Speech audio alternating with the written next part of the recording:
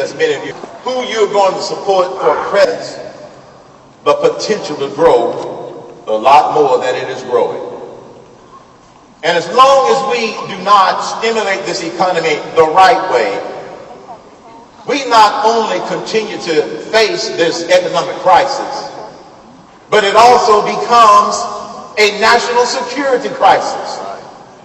Because you see, if we do not grow faster than this anemic 2.5% that we've been growing, versus the 10% growth that China is growing compounded per year, economists have already calculated that within 15 to 20 years, on an absolute basis, their GDP growth will be as big as ours.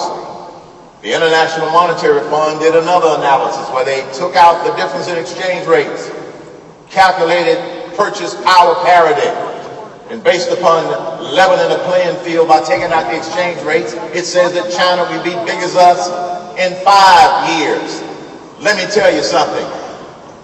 Being number 2 economically or militarily is not in our DNA. Not in our DNA.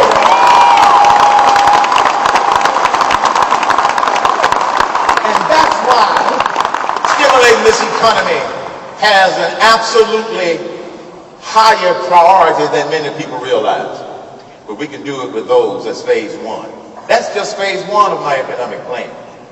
And the reason I identified those is such that we could get that passed quickly, because we can't continue to just muddle along at this low economic growth rate. That's phase 1. And then phase 2, once you send me to the White House, after we educate the public, replace the entire code with the fair tax.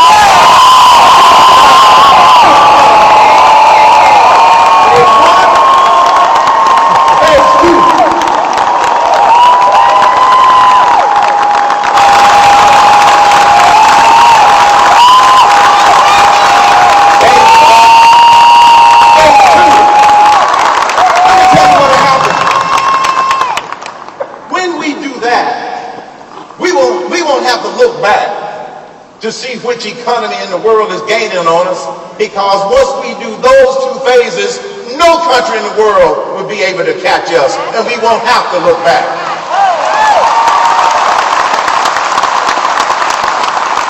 I don't have time to go through my ideas on every one of these solutions, but there are a couple of them that I feel compelled to share with you because I consider them to be top critical. You've heard my ideas about the economy and what we have to do to stimulate it.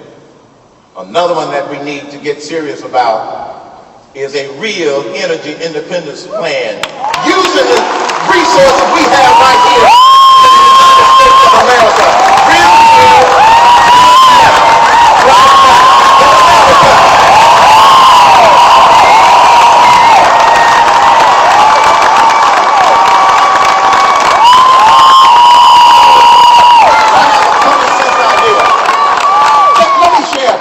idea with you. You know, those of you that know me know that I come at it from a common sense perspective. Here's a common sense idea. The president goes to Brazil and loans them $4 billion and tells them that we are going to be their best customer for the oil that they are going to drill down in Brazil. Consider this idea. Why don't we become our own best customer?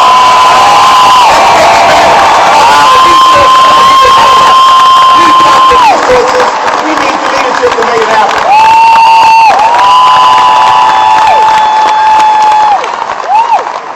Immigration, very quickly.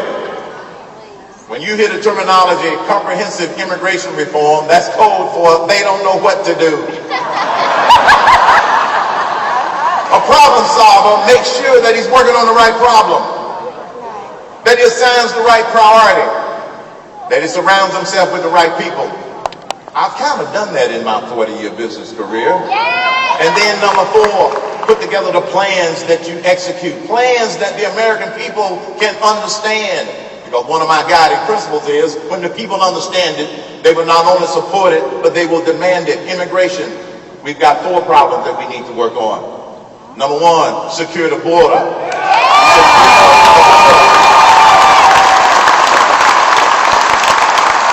go to the border and do a photo op and make claims that are not true about safety. One of my other guiding principles all through my career, if you have a problem and you want to solve that problem, go to the source closest to the problem in order to find solution. Why don't they ask the sheriffs on the border of Arizona what the solution is instead of sitting around?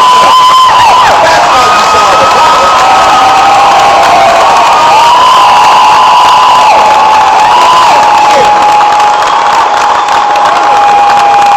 You see, I happen to believe that we should empower the states, not sue the states. Allow the states to solve many of their problems. We must secure the border, enforce the laws that are already there. We've got to do some we got to clean up some things to make sure that it's easy for people to hire people that are here legally. Number 3, enforce the path to citizenship that's already there. We don't need a new path to citizenship. Ask the millions of people who came here legally. Let's make it work a legal way. Then number 4, the fourth problem. Our federal government has demonstrated consistently that it cannot solve the national immigration problems that we have. In fact, I can't think of one program out of Washington, D.C. where the federal government has been successful at micromanaging something. So in order to deal with the fourth problem of the illegals that are here in the various states, empower the states to fix the states' problem, not the federal government, because they won't do it and they can't do it. Empower the states.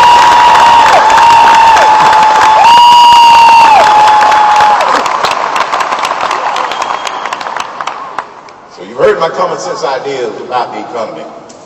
You've heard my common sense ideas about real energy independence. You've heard my common sense ideas about what we ought to do about immigration. And for those of you who may not be familiar with them, you can find them at hermancain.com. Yes, I'm plugging hermancain.com. C-A-I-N, like in the Bible, but I didn't kill anybody.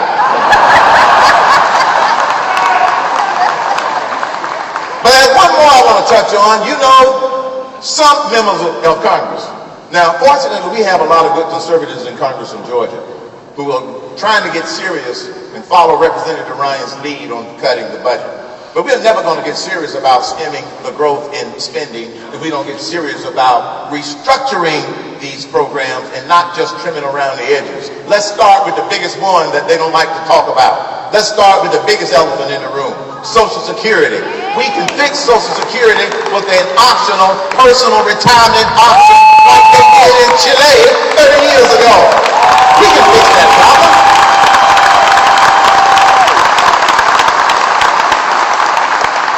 And as you can see, most of our problems we can fix. It's not rocket science. It's a matter of having real leadership and having the will of the American people behind you. So when the founding fathers said when any form of government becomes destructive of those ideals, those crises that I described are destructive of those ideals. And yes, just like we altered control of the House of Representatives last November, we are going to alter control of the United States Senate and the White House in 2012.